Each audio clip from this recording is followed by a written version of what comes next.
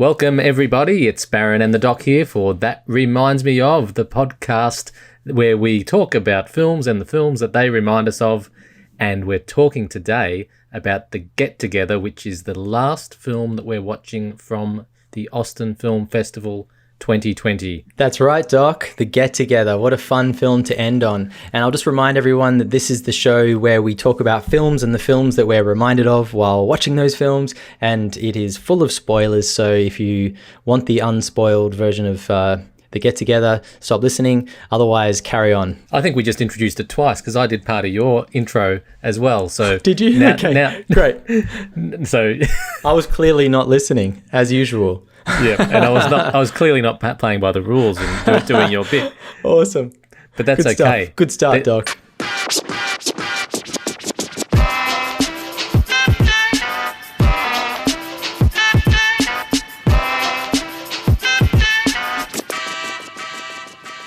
Can I open by saying that I had low expectations for this film.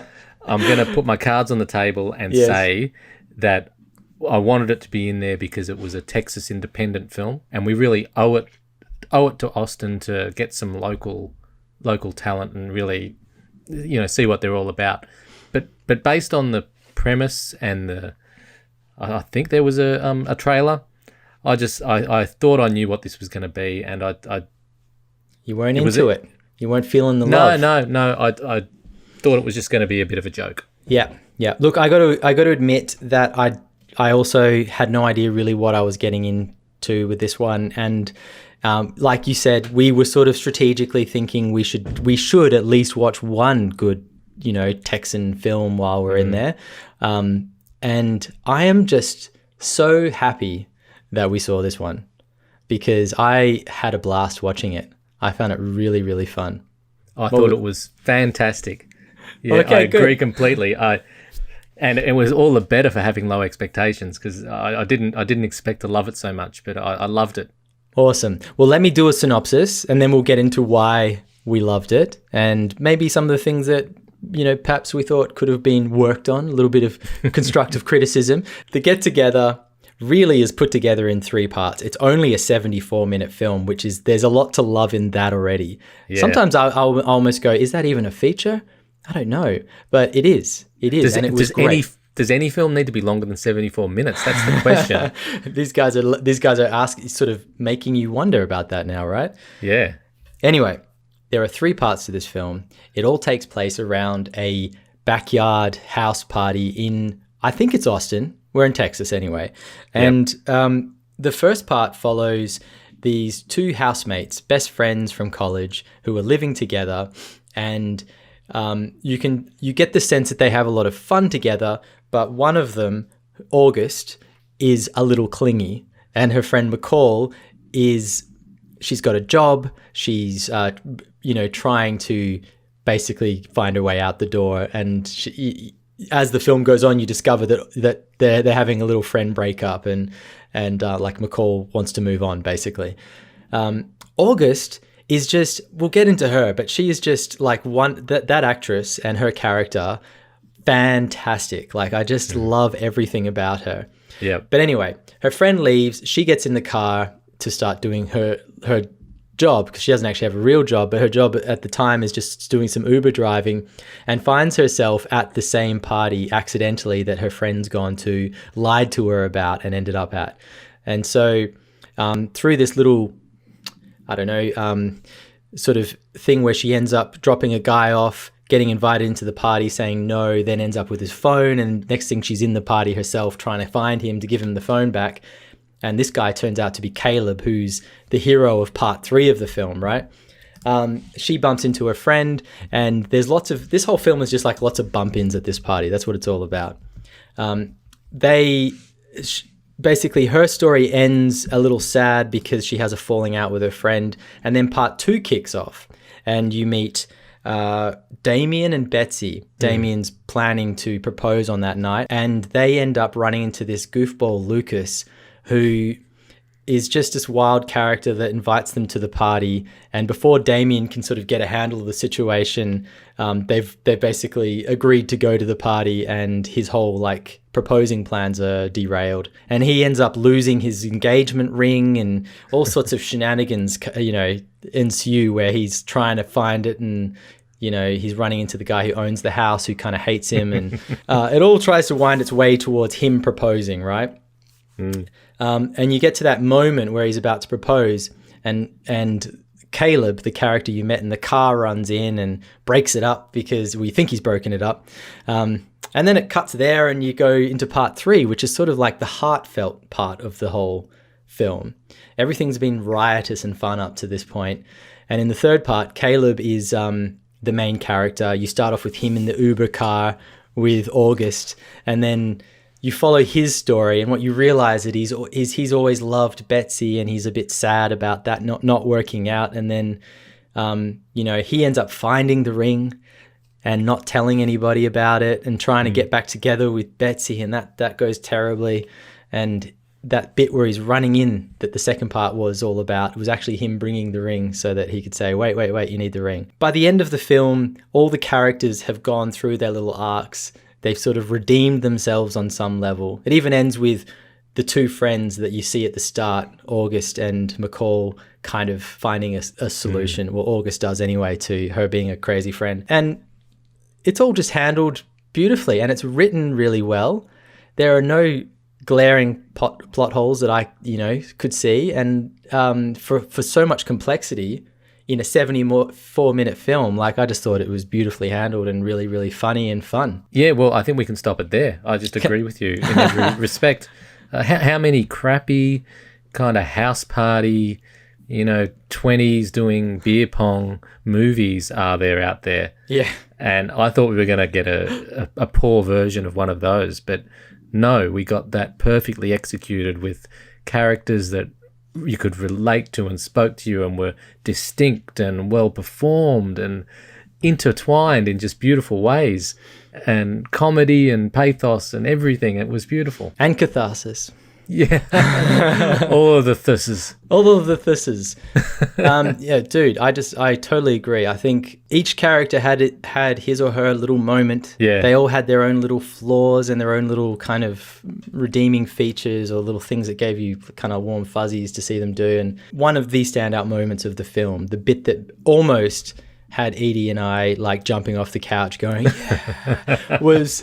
I think you're going to probably know the moment I'm talking about, but it's right at the end where the wedding ring has been delivered and Damien gets his yes, right? And then he stands up and everyone goes, she said yes. And they all go, yeah, like this. Like, that was good. That was great, right? Oh, I know what you're going to say. Yes, keep talking. Then he looks across the crowd, spots Lucas, who's been a bit of a weirdo, and Damien's been giving him crap the whole time for being a bit of a weirdo. Yeah. And Damien gives him the panther symbol like this, and Lucas loses it. I just thought that was a thing of beauty. It was so You nearly wanted to cry, didn't you? I did. It was so nice. I know, it was so good.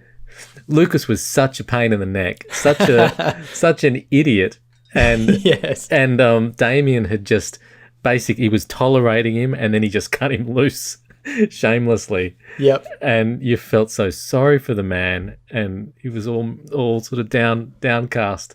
And Absolutely. To get that vote of confidence and the honest way that he took that, like, that's all he needed.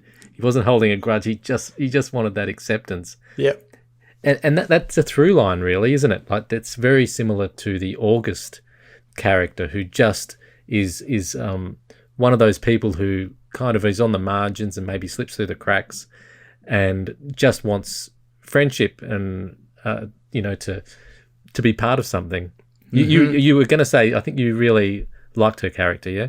I just thought she was great. I just can see her taking off from here, like, she's such a relatable character. She's really funny, but really human and relatable, and she can play the comedy, but she can also play the heartfelt stuff. I think she's great. That's Courtney Parchman. Courtney Parchman, remember the name? Yeah. She hasn't done much, I don't think. Like, no, she's got 4 titles on her IMDb. 2 of them are shorts, and then she's got 2 this feature and another one coming up next year, I would be surprised if she doesn't go really far, because she was a standout for me for sure. Yeah, she. I don't want to say she carries the film, because the film was fine. It didn't need carrying. Right. But she's the emotional heart of it, and absolutely just so authentic.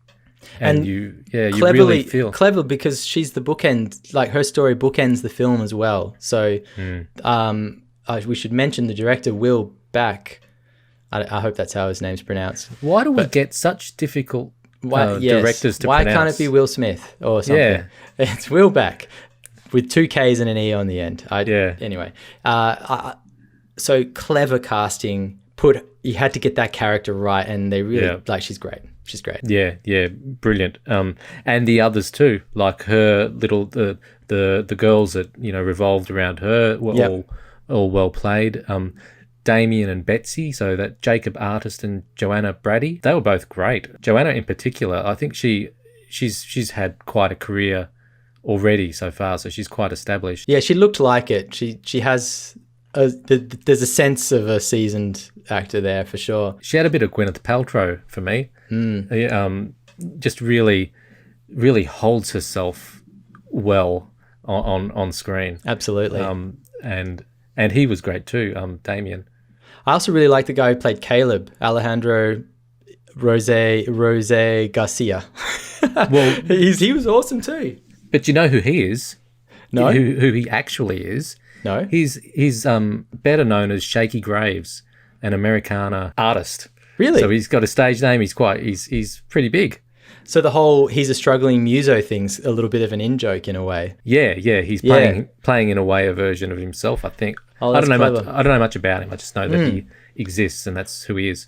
Wow. And just in the research, I haven't seen it, but there was a 2015 short film of the same title by the same filmmakers that seems to have Lucas, the character Lucas, at the center of it. Obviously, these guys made that short. It went well. It went to Austin as well. Then started working on the feature, and I think that's not always easy to do the short, make a short and then to make a feature that feels like it's the same world and has some of the same characters, but is actually its own thing, right? They've done a great job of that. Really great job. Often when people do that, when they take a short and make it into a feature, they kind of stretch, something, really milk it for all it's worth. And maybe there's not a feature in it. Right.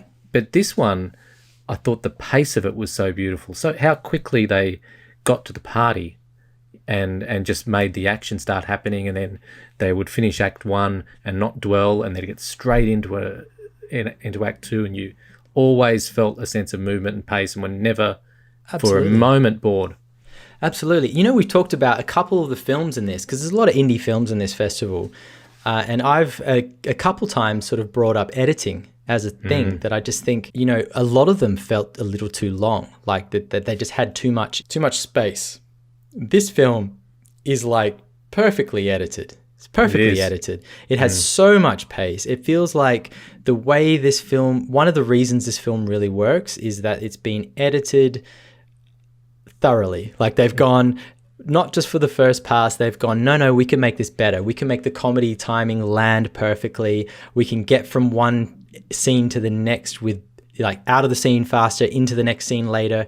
Like, we can, and they've done all those things right, and it just feels great. It feels right, just bang on, You can tell, and that's all the more impressive an achievement, because what they're doing is they're saying a story once, and then with each of the subsequent acts, they're building on top of it and overlapping in scenes, and that I love it when that's done, when you get one perspective and then all of a sudden you get a different character's perspective, and you see some of the other ones in the background or something like that. And it's a shooting. They've pulled off the shoot and they've pulled off the edit. Yeah, absolutely. That's right. Yeah. And what energy this film has. That's the other thing too. It's just, you can tell that, like, they've clearly, while they're shooting, they've got a party going on for a lot of it. They've got a lot of extras sitting around. And to keep a lot of extras sitting around doing things and energized is a feat in itself. It's like a bit of a juggling act. And this film at no point feels like everyone in the background's just going like, oh my God, how many takes are we going to do? You know what I mean? Like it just feels like it's got energy the whole way through. And they fill it with little punctuations the whole way through the film. There'll be something crazy, like that guy that keeps bumping people into the pool, and then at the end jumps in himself, and like, you know, just little moments like that are clever, like August accidentally stepping on the lights and turning off the whole lights, all the lights in the party, like little punctuations that just kind of make the whole thing work. Yeah, it's good. punctuations is a great word. And when you talk about pace, I'm just reflecting on it now. I mentioned the Betsy and Damien couple, and I'll probably focus more on Betsy because I thought she was a bit cute. Yeah. But Damien, really, a lot of the pace and the momentum comes from his character, and it's a really, really well executed arc because he starts as this. Your perception of him is kind of a pretty dry, hard to read. You know, really, is she with this guy? Sort of thing, in a way. And then the reveal of why he's so nervous, and then you see the facade break down, him go into sort of this crisis mode, and jumping in the pool and doing all this stuff that you would never dream he would be doing at the start. Yeah, and that's where the momentum really comes from. I think his character. It's only just dawned on me. Yeah, it's a good point.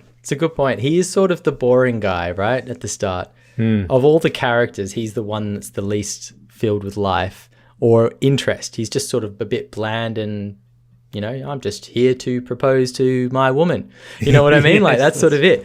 And that's all I want to do. Although there is one great moment with his character early on that gives you an insight into like what he's dealing with. It's when he gets on the phone and his girlfriend's dad is there, and he's like, if you're not here at this party in 20 minutes with my daughter and a ring on her finger, I will end you.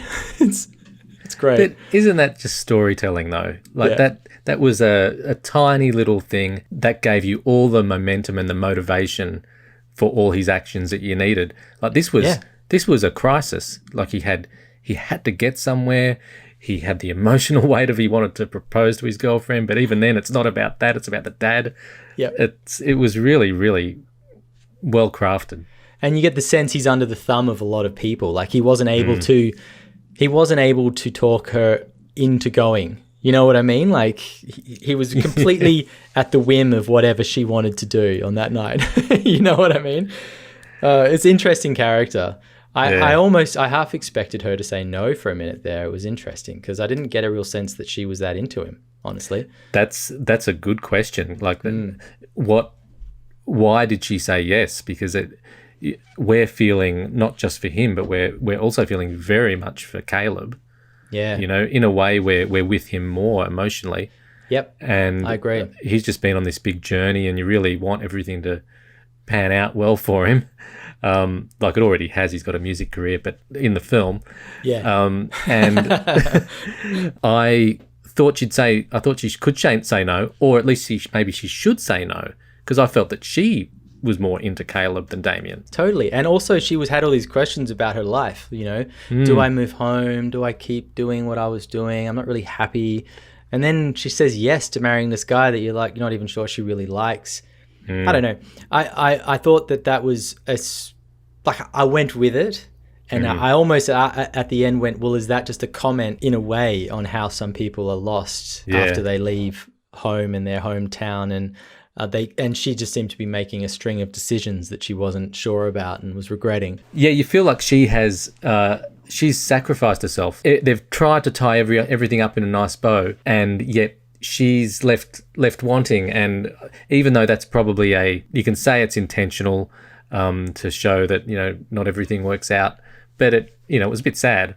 It does feel a bit sad, and everyone's celebrating, and yet you've got this uneasy feeling about the whole thing. Like, actually, this isn't going to work out too well. I'll give it 12 months. The tone was a happy ending all round. Yeah, that's right. Wasn't it? It felt like it was wrapping things up and everything, you know, at the end of your 20s, everything's okay.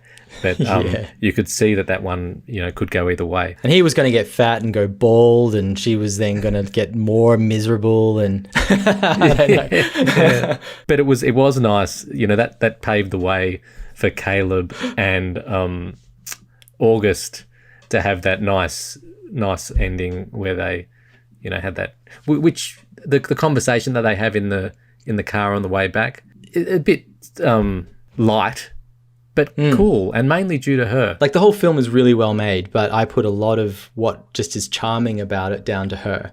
I just think she just lifts the whole thing. Yeah. Which is what, if you get a great actor that can do a thing like she can as well, which is that sort of human, fragile comedy thing that you see with some actors. It's just, it's gold. It lifts the whole thing. Yeah. Human's the word. She's not even acting. Yeah, totally. Well, Doc, I think we've gushed about this film enough. Is there anything you want to say in terms of remind me ofs? Anything you thought about while you were watching it? Before we get to reminds me of, I just want to say one quote that I loved about Lucas. Yeah. When Damien says, "Can you get me a couple of beers?" And he says, "No, I can get you 1,000 beers." That's right. That's him through and through, isn't it? I just loved it. I had to mention it. It just shows the awe that he has for him.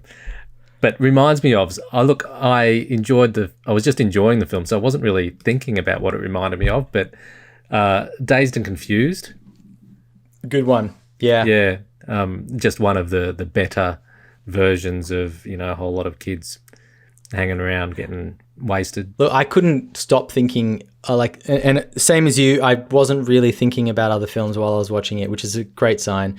But I had American Pie in my head the entire time for obvious reasons, but it's the energy. American Pie is a slicker, more polished Hollywoody thing, I guess, where you get a sense that every joke's been workshops, like in a writer's room. But this one had that same kind of energy and fun to it, and a little more raw, which is nice in a way. So yeah, that was the only one that kept banging around in my head while I was watching it. I'd place this well ahead of American Pie personally, and not that I don't want to overhype it, because it's not like it's the greatest film that's ever been made. It's just that it tried to do something fairly simple and executed it beautifully. Totally agree, and that is important. So the way I was thinking about it is like, this isn't the film that wins the festival. No, it's the audience choice. Yeah. You know what I mean? And it's a clear audience choice. I don't know if there was an audience choice in Austin and if it won it, but it should have, because it's just like such a crowd-pleasing, fun audience favorite, like right off the bat. It's got all the elements. Yeah, and you're not gonna tell everybody about it, how it was your favorite film of the year or anything. But I think when you look back, you're gonna go, well, that was just such a fun film, and I would watch it again, and I would recommend it to others that just want to, put it on for a bit of fun. Yeah, a great way to finish the festival too for us. That would have been a good note to end on, but I've got one more that reminds me of, and that's The Rules of Attraction. Do you remember that film from around about 2000-ish? Did they have the guy from Dawson's Creek in it? Yes, it did. It did. All right. Yeah. I do remember it. I don't remember it well, but I do remember it. I don't remember it well either, but I do remember that it was set with a lot of kids of the same sort of age in a big house party. Yeah. And there were a lot of cool tricksy bits where they played it maybe for 10 minutes and then all of a sudden they'd rewind and then show someone else's perspective on the action. So in those respects, it's quite similar, and I'm sure it would have been a reference for them. It's got all the crossing paths that you get in this one. Yeah. Yeah, and the party scene from different angles and so on. That's cool. Yeah, it's a good point. It's been a while since I've seen it, but I can remember the rewinding, I think, the most. Yeah. The Dawson's Creek guy walking backwards and looking glum. Yeah, that's right. And I think from memory that they would rewind and then take off in someone else's perspective, and then you'd follow a different path or something like that. Yeah, awesome. Yeah, this one wasn't quite so tricksy, but it was really just beautifully done. Another great example of what a smart low budget film can be as well, which is cool. Yeah, we've seen a couple of those. I wonder what the budget was. I assume it's pretty small, but there wasn't much to it, and I think all the extras were their mates that stayed there till 4 a.m. I heard in the Q&A. Really? That's great. Yeah. I wonder how many nights they shot. It was a couple of weeks. There you go. Because they would have been able to shoot all of their sort of bits where they coupled off in rooms and stuff, that would have been fine. But it's the party where you've got everybody outside. That's the tricky part. Yeah, and apparently the weather was really troublesome. So they'd shoot a scene, and just at the end of the scene, it would start raining. So they just managed to get things in at the right time and couldn't do second takes and stuff like that. See, now that's one thing about a film that's like a party, right? Is that I think sometimes you can get away with pure energy. You know, like not all the performances have to be perfect. It doesn't all have to be, you know, this tightly choreographed thing. That because there's just people and there's energy, you can get away with some of that stuff. Yeah, but you know, with this one, in the first act, that's what you're thinking. It's fairly unchoreographed and just natural, and it's just a lot of mates there. But then when you get into the second and the third time replaying some of these scenes, you realise that they have thought in advance of what's going to happen. It is quite choreographed. Yeah, it's a good point. Well, Doc, I don't have anything else to say about it other than I thought it was great, which I think we've already said a bunch of times. So, any final thoughts from you before we finish up? No, I'll just say it again that it's a great way to finish the festival. Yeah. Thank you, Austin, for virtually having us.